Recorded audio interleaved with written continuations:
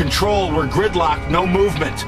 We're losing time. People are still inside. Unit 12, we copy. Road access is blocked. Estimated delay, 8 to 10 minutes. We don't have 10 minutes. Fire's spreading fast. We need access now. Understood. Now!